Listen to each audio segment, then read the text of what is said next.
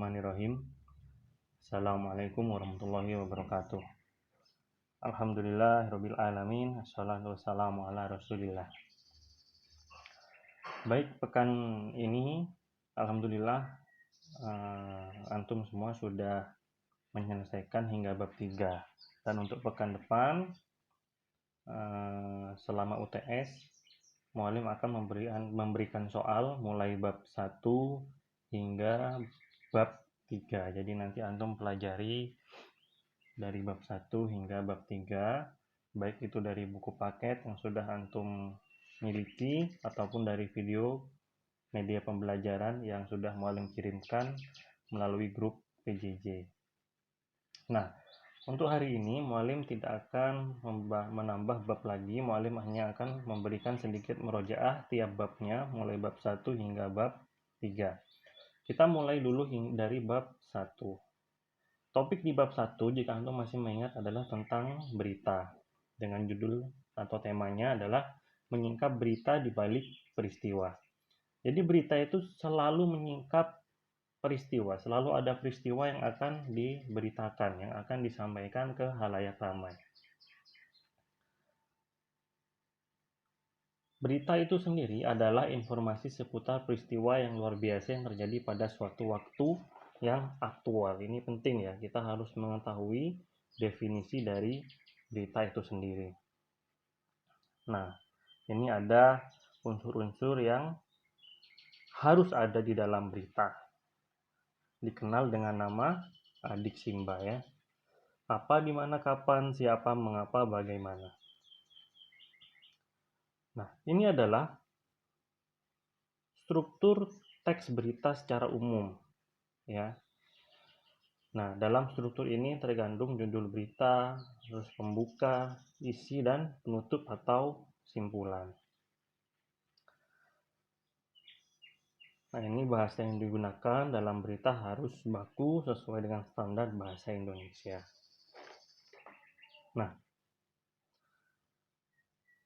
ini adalah beberapa ciri ragam bahasa yang dipakai dalam berita atau yang biasa disebut dunia jurnalistik ya. Jadi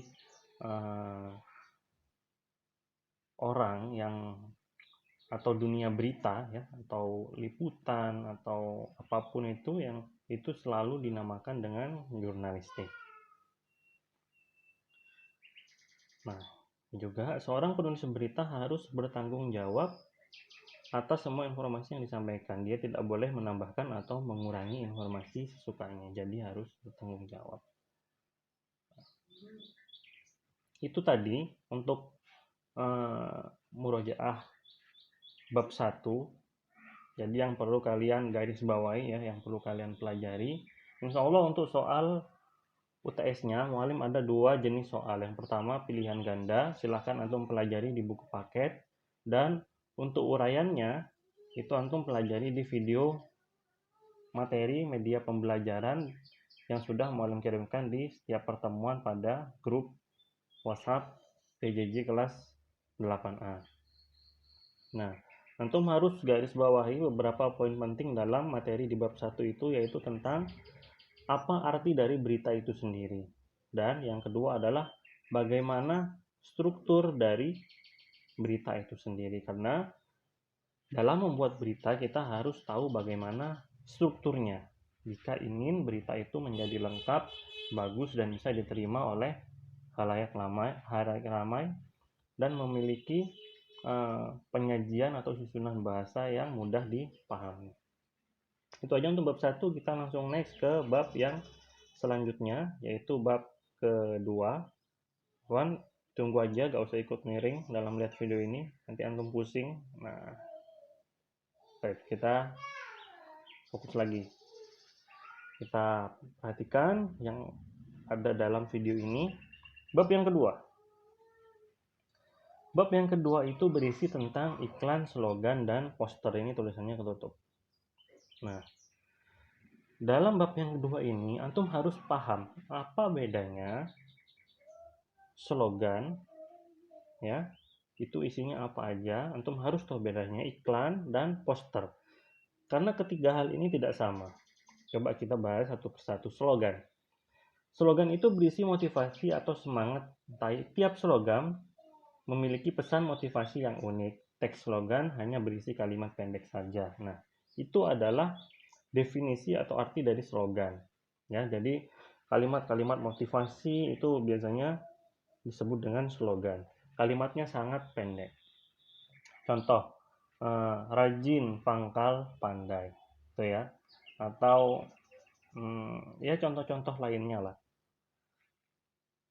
Dan yang kedua adalah iklan. Apa iklan itu sendiri? Berisi informasi penawaran barang dan jasa. Berisi informasi penawaran imbauan seperti layanan masyarakat. Ya, jadi iklan itu biasanya bersifat komersil.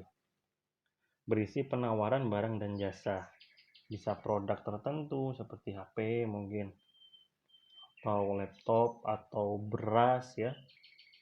Atau berisi informasi penawaran imbauan seperti layanan masyarakat. Mungkin sekarang antum lagi sering lihat di pinggir jalan iklan-iklan yang ada di LCD, ada yang di banner, itu untuk dihimbau agar selalu memakai masker, terus apa lagi ya, rajin cuci tangan, dan juga menjaga protokol kesehatan. Nah itu, jadi iklan itu tidak selalu bersifat berupa penawaran barang dan jasa.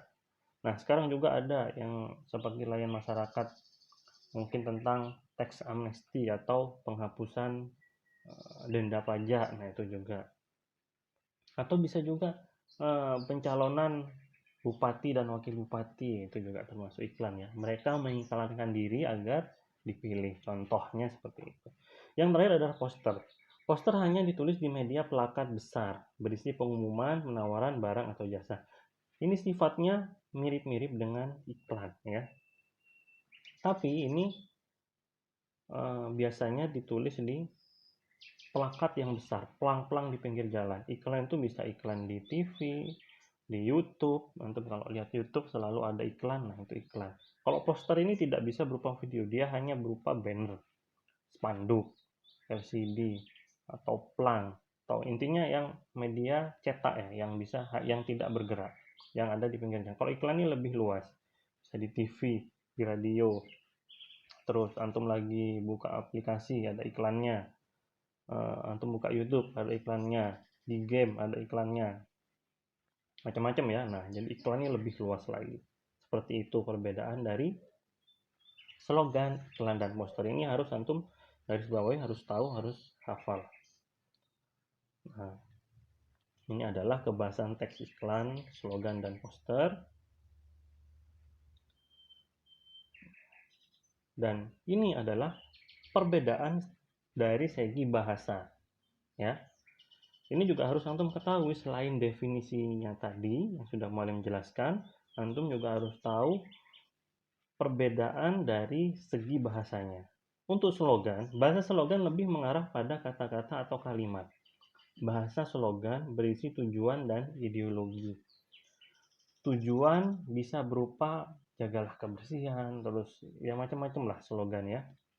Biasanya yang paling sering, yang paling familiar adalah rajin, pangkal, pandai. Itu tujuannya untuk apa? Agar masyarakat yang membaca slogan tersebut menjadi lebih pandai dan rajin untuk belajar atau membaca buku. Itu berupa ideologi. Ideologi itu adalah pemikiran. Nah ini biasanya tidak bersifat komersil, hanya berupa ajakan ya, semangat atau motivasi. Poster. Bahasa poster lebih banyak pada gambar. Nah, seperti yang Mualim sampaikan tadi, jadi kalau antum melihat pelang di pinggir jalan itu selalu ada gambarnya. Jarang sekali yang hanya berupa tulisan karena tidak menarik. Ada yang hanya tulisan tapi tulisannya hanya sedikit biasanya. Bahasa poster berisi imbauan, ajakan, upaya edukasi, dan penyaluran aspirasi tertentu. Nah, ini ya. Dan ini sifatnya hanya berupa media cetak. Tidak selalu bersifat komersil bahasanya. Sedangkan yang terakhir adalah iklan. Karena iklan lebih luas ya medianya, jadi bahasa iklan lebih bersifat komersil dan bahasanya itu tidak terbatas. Dan rata-rata selalu bersifat komersil, tidak dibatasi. Beda dengan slogan ya. hanya 2 sifatnya, ataupun poster. Baik, itu aja untuk yang bab 2 murojaah kali ini. Jadi ketika antum ditanyakan, tolong jelaskan apa yang dimaksud dengan iklan, slogan, dan poster, antum jelaskan. Nah ini ya, ini adalah definisi iklan, slogan, dan poster. Perbedaannya mulai dari definisi ini, dari arti ini, hingga bahasanya. Jadi ketika antum ditanyakan oleh mualim, apa perbedaan iklan, slogan, dan poster, antum sebutkan mulai dari definisi hingga bahasa iklan, slogan, dan poster itu sendiri. Itu untuk bab 2. Kita lanjut ke bab 3. Tahan sebentar ya, kalau saya ikut miring ngelihat video ini. Nah, sekarang urus lagi. Jika antum melihat video ini layarnya jadi kecil, belum besar, antum miringkan. Setelah itu rotasinya dihidupkan, rotasi otomatisnya. Bab yang ketiga adalah teks eksposisi.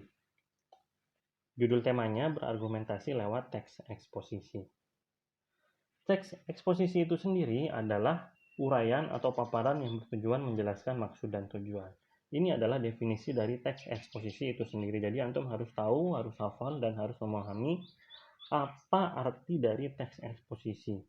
Ya, mualim ulangi, teks eksposisi adalah uraian atau paparan yang bertujuan menjelaskan maksud dan tujuan. Nah, selanjutnya tujuan dari teks eksposisi adalah ini ya, memaparkan, menjelaskan, menyampaikan informasi, mengajarkan dan menerangkan suatu masalah yang perlu mendapatkan perhatian karena berkaitan dengan hal yang penting. Teks eksposisi itu memiliki ciri-ciri, diantaranya adalah berisi uraian tentang pendapat, gagasan, atau keyakinan penulis terhadap suatu topik. Itu ciri-ciri yang pertama. Antum harus paham dengan ciri-ciri teks eksposisi, karena kita akan mempelajari berbagai macam teks ya, teks eksposisi, teks laporan, terus teks pidato, macam-macam.